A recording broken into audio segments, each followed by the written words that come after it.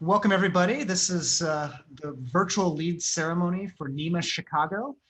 My name's Benny Skelton. I'm the president of Cyclone Energy Group. We're proud to work on this project and joined by Chris Palermo with Crescent Heights Development, who is the owner and operator of the building. Welcome, Chris. Thank you. And we're also joined here today by Brian Imus, who's the executive director of the Illinois Green Alliance here in Chicago. So thank you for joining us. We're going to have a brief overview of the project. We'll talk to Chris about some of the really unique sustainable initiatives that Crescent Heights has done on this project and other projects that they're working on, just to give an overview of why this project was so successful in earning LEED Silver certification. And we'll also have a brief ceremony at the very end where we'll award you a certificate along with your plaque. So just a brief overview on this project. It's been LEED certified silver. It is the tallest and largest LEED certified all residential building in the Illinois region, if not the United States. Wasn't able to confirm that, but in Illinois for sure it is the largest and tallest. The project team was developed by Crescent Heights. We had the architecture by Raphael Vinoli, who we'll have a brief video of here in just a moment, speaking on the design of the project. David Rockwell did the interiors. The conceptual engineering was done by Tom Gilbertson, and McHugh Construction was the general contractor here out of Chicago. AMS Mechanical was the design engineer of record for HVAC and plumbing. They also were the contractor. And Gertz Electric did the electrical portion of the project. And we at Cyclone Energy Group were the sustainability consultant for the project. We also provided some energy modeling, and we got to be the commission agent for the project. So we're very excited. I'll flash up just a brief image of the project if you haven't seen it. This is a stunning new addition to the Chicago skyline. We were just driving on Lakeshore Drive today. When you come from the north and you come around the bend and you see that view of Grant Park, it's quite awe-inspiring to see this giant building there, and it's a real beautiful addition to the end of the park. So with that, maybe a little bit of a background. We're going to play just a brief video from Raphael Vinoli.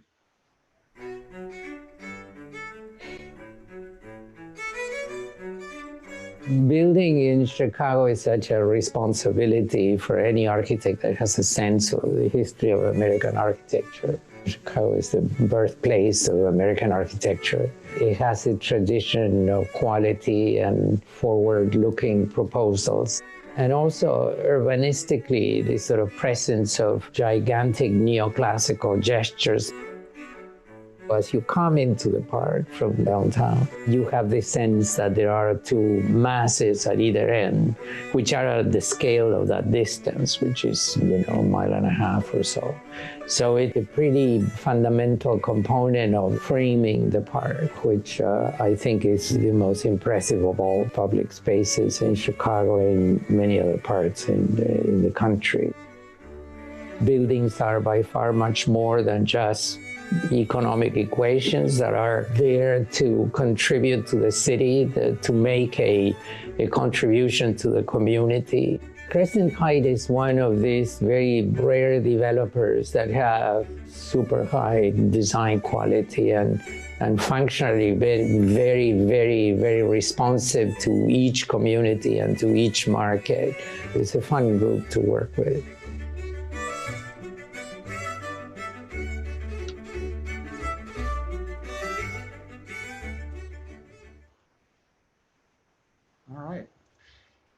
That video is on YouTube if you're interested in checking it out. Just a couple of comments that I wanted to make on it. So the building is LEED certified silver, and it was quite a process to go through to get that certification.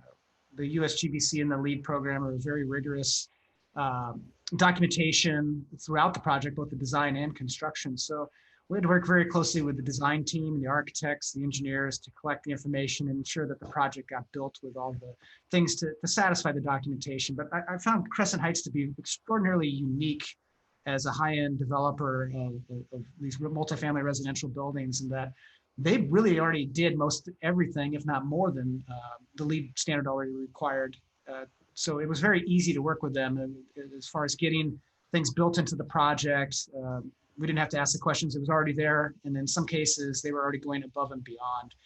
As I mentioned in the introduction, Cyclone Energy Group got to be the commissioning agent for the project. And it's really rare in a rental type application to have a building where the developer asks specifically to have the enhanced commissioning credit, which is where we're testing the building HVAC, water systems, plumbing systems, HVAC systems, and we're doing some additional work to work on training and design reviews. And a lot of times the developers don't choose those credits. It's a costly credit to do. But not only did they do that, they also insisted on testing much more than just a representative sample of the building. And Chris can definitely comment on that in a minute, but I thought that was one of the ways that they really tried to make sure that the residents, when they moved into this building, had a high quality experience. They didn't have issues with their thermostat or their lights or their plumbing, that they came into a unit that was working. And in a brand new building of this size, this many units, it's very easy for something to go wrong and not be noticed. As I mentioned, this is a 76-story building, near super tall scale. And so, Chris, I kind of want to turn it over to you to get your feelings on this, and we can ask some questions if you want. There's a Q&A section to this Zoom that you can use to ask any questions. Thanks, Ben. And also one quick correction. Tom Gilbertson was actually the mechanical peer reviewer, and the structural engineer was MKA out of Seattle, and they have a Chicago office as well. So first off, I'd just like to take a minute to thank the engineers, the architects, and our general contractor for helping NEMA, allowing us to continue to build healthy buildings. NEMA Chicago is actually our second of 3 NEMAs. We opened NEMA San Francisco in 2012, and NEMA Boston is in the process, has opened about the last 4 or 5 months, and is on its way to getting LEED Silver, making it be the 3rd NEMA project, and they're all LEED Silver. And we're kind of proud to say that, I mean, the LEED Silver, it's important to us, but it really is more of a testament to what we already do. We pride ourselves in building healthy buildings, to really try to give our residents unparalleled living experience while still being, good corporate citizens and neighbors to our communities. You touched on it a little bit. We once the tenant moves in, and I keep saying tenant versus resident. Once the resident moves in, we don't want to go back in to balance something or to make sure the heat pump's working. So that's why we take the time to test all of it in advance. It makes the experience better if you don't have to have construction folks coming in to your unit, especially these days when people are trying to limit interaction with people that they don't outside their circle. So anyway, we appreciate you guys putting this together. We take it seriously, and we're very proud to add this to our list of silver buildings.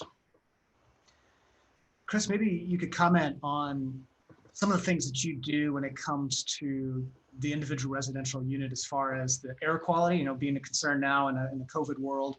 I was impressed that, the units are naturally ventilated, droppable windows. I think you have some other policies around smoking. And we are smoke free, not because we're LEED, but it's a prerequisite. We do it. We're a smoke free building. We're high end pets. We welcome pets. We have a dog spa that we have next to our dog run, and we have a washing station where you can wash your dog. And in the units, we've always put in an operable window in every room. So if you have 1 bedroom, you'll have a living room. Kitchen is typically 1 large room. That'll get it operable, as will the bedroom. So we've always wanted fresh air. Felt it was important. And now these days, we're really trying to also look at how we can filter our air better, and with energy conservation, somewhat tying our hands, try to bring more fresh air into the building, or at least have a way of bringing in fresh air at a higher percentage during cold and flu season, and maybe not so much during the rest of the year. So we're looking at we're talking to the elevator companies with all the new technology they're bringing in for touchless. we've been basically a touchless elevator since about 2010. When we one of the first residential buildings to use destination dispatch, where a certain elevator would come to you depending on where you were going. Just improves elevator efficiency, and then improves, people don't realize it, but they are getting in and out faster. And now we're looking at how we can call the car from your phone, and also how we can sanitize the car in between trips. So when it comes to the filtration, I believe everything in the public areas is all MERV 13 high, what they're recommending now for high filtration levels as a minimum. So you've got good filtration on the public area, air handling equipment, and I think that creates a healthy environment. You touched on the energy efficiency, and that, note your units use smart thermostats and are the LED lights, and what other features are NEMA proud of having there that are energy efficient?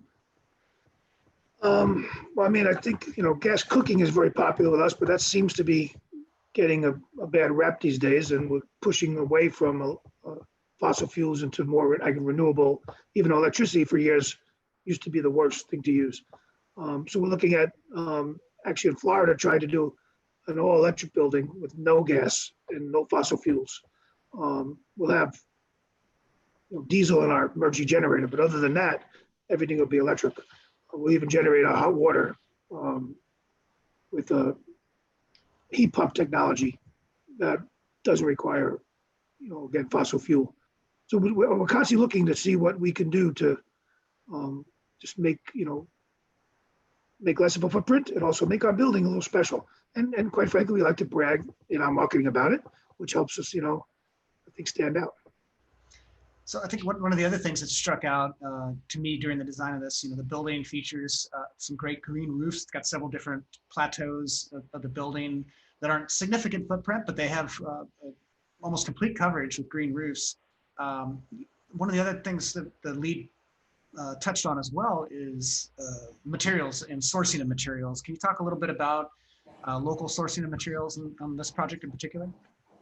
Yeah, well, NEMA's genesis is really from our first NEMA was in San Francisco on Market Street, and Market was evolving over the early 2000s and became a bit of a tech hub with Twitter and Square and a bunch of firms coming right all around us. And so it was really locally inspired architecture, locally inspired materials. Our cabinets, for instance, in NEMA San Francisco were built, fabricated within 50 miles about 50 miles away from the building, when a lot of other cabinets are coming from overseas. And in Chicago, we had the majority of our units were built from a firm literally 10 miles from the site. Amberleaf did our cabinets, a local Chicago firm. So we do, and then there's just the NEMA's at the NEMA Chicago is at where the old train station used to be in the 1800s, and so we have the club room is called the Station, and it's a bit of a nod to the past and a local feel. And then the building itself, Raphael Vanoli has told us he took his inspiration from the Sears Tower and the tubular nature of that building.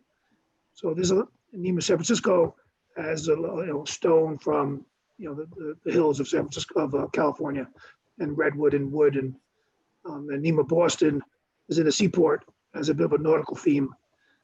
So there's a lot of local inspiration in our projects. And I think one of the other things I wanted to touch on that I've found extraordinary and impressive with your group in particular was the level of commitment from everyone from leasing to management to engineering to you folks at the corporate level of commitment to sustainability efforts. Can you talk a little bit about corporate wide, how your mentality is with the training and the education on these types of topics? Well, you didn't give me that question ahead of time, so that's a big question. Well, I mean, it's really about making our residents feel at home. There's a lot of homes stacked on top of each other, and we manage our own buildings. We have in-house architects who manage the design process, in-house construction folks who, team up with the general contractor, and we try to work together. Everyone talks about being a team.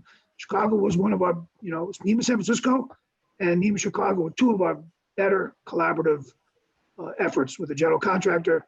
We shared an office with them. We had many meals together. We spent a lot of time together. The architect was in our office, and we all together. I mean, Raphael Vanoli opened up an office in Chicago for this project. I'm still in touch with Ed Curley, who was our lead architect. He's now with another firm, Epstein, in Chicago. And then another person from Vanoli's team joined our staff after the project was over. And the Chicago team is now going to Los Angeles to do our NEMA in LA. So it's easier to work together than it is, to work against each other. And so I think it just comes naturally. The leadership is, we want to do things right. And this is the way you do them. Oh, great. I personally hope you come back to Chicago and do another one of these. Well, we have the piece right next door, and we have another property we're getting entitled 840 Washington. So yeah, we own a couple of properties, and it's our operations headquarters is actually in Chicago.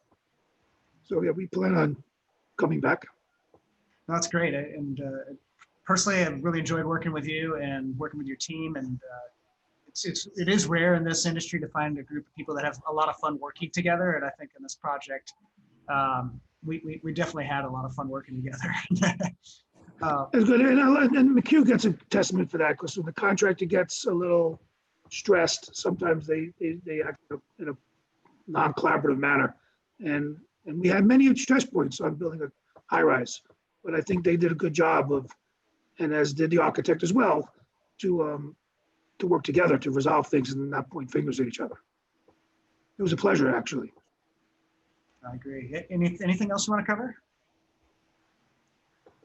Oh, probably. No, I think you got most of it. Again, we're just proud that, the certificate is a byproduct. It's not the goal. It's just really more, again, a testament that this is what we do and then actually in Los Angeles, our 10,000 Santa Monica project is actually LEED Gold. And it's really not that difficult to get the high levels when we're already doing most of the stuff anyway. No, that's great. And I think this project was really almost a LEED Gold itself. Kind of maybe transitioning here to Brian to talk about the LEED and LEED certification, but the project received 54 points. 50 is the minimum benchmark to get silver certification. So we submitted a final review for 54 points. You got all 54. I think that's a good testament that you're not just doing the bare minimum. It's clearly you're doing above and beyond to get there. So congratulations on that. And well, thank you. But you also told us we had to get a couple extra just in case. We like a little buffer, but we like to. We usually get our points that we seek after. So brag on myself for a minute there, but and my team, my talented team at the office did a great job with this one. So. Brian, we worked with a lot of, I'm just to cut you off, we worked with a lot of consultants, and we could echo the same thing. You guys were great to work with. You fit right in. We had really, really good consultants on this project, engineering wise. I appreciate that. Thank you. Brian, you want to talk a little about the LEED program, and then we'll award the certificate? Sure. Yeah, no, and thank you for inviting me today. I'm really excited to share in the celebration of Crescent Heights achievement and work with NEMA Chicago.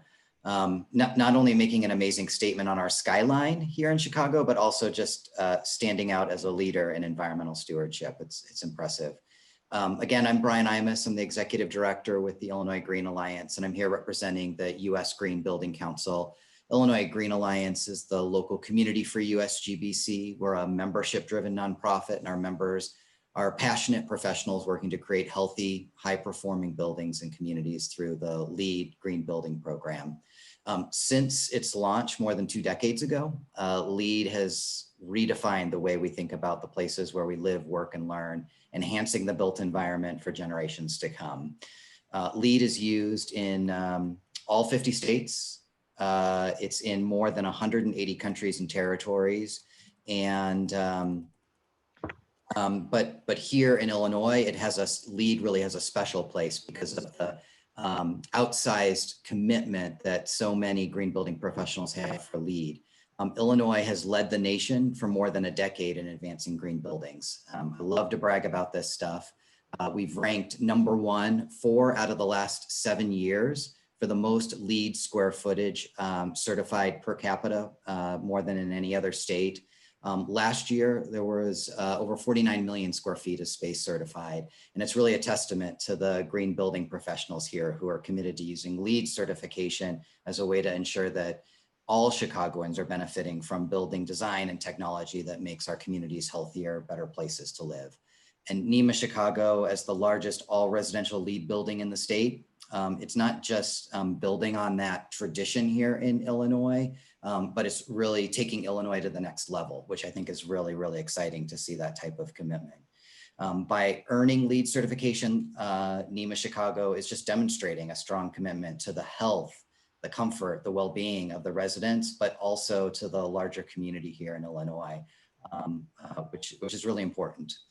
So I'm thrilled to applaud Crescent Heights, Cyclone Energy for all of your leadership on this project and a lot of the other LEED projects here in Chicago, and the entire team of leaders who worked on this project for helping to really raise the bar for what we should expect from our built environment. By incorporating green building practices into buildings just like this one, we're going to see a stream of environmental, economic, community, and worker productivity benefits for decades to come. And this is exactly how market transformation happens. So thank you. Thank you, Brian. With that, Chris, I'll award you your official certificate of silver. Thank you. Pass it to you. Well, should I take it from you? FedEx will eventually deliver it to you, I promise. In closing, just wanted to thank you again, Chris, for the opportunity to work in this project. Congratulations on the certification and actually all the great work that you guys have been doing on all your projects, and just the leadership and stewardship for sustainability, I think is really impressive. Oh, thank you. All right. That concludes our ceremony for today. I'm going to close out here with a skyline view of this real instant landmark, so you can kind of see what it looks like. It's one of the most stunning views in the city of Chicago. It really is a place where you can see this whole beautiful city from a landscape. So with that, I'd like to thank everybody for attending today. Have a great day.